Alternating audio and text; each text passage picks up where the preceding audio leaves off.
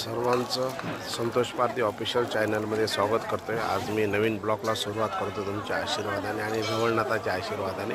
ही नवरनाथाची जी दिंडी दाखवली आहे तुम्हाला, ही दांडीनंतर ती ज्योतिबाला जाते दिंडी असते। बघा किती उंच आहे बघा। आज आम्ही दर्शनासाठी मी आलेलो आहे। आज रविवार आहे।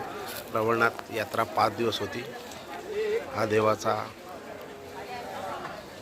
सुरुवातीचा भाग आहे, एंट्रन्स ज्याला आपण म्हणतो, प्रवेशद्वार ते आहे। इथे देवाची अगरबत्ती वगैरे जाळली जाते त्याप्रमाणे।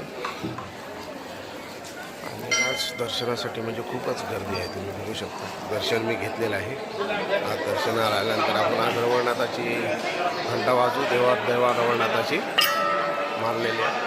तर याप्रमाणे लोकांची गर्दी इथं जमलेली आहे, जनसमुदाय देवाच्या दर्शनासाठी, देवाच्या समुदायासाठी बघू शकता। या ठिकाणी रवळनाथाच्या दर्शनासाठी जमलेले हा देवाचा महाप्रसाद आहे।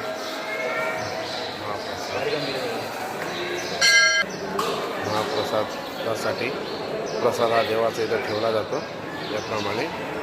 आणि रवळनाथाचे तुम्हाला आम्ही दाखवतो, दक्षिण केदारनाथ ज्याला म्हणतात, देव रवळनाथ।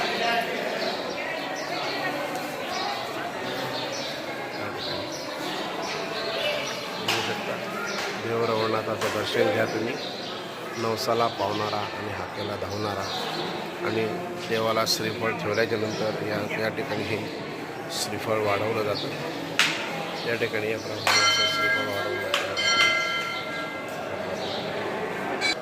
देवाला देणगी कक्ष आहे, या ठिकाणी देवाचा देणगी कक्ष आहे।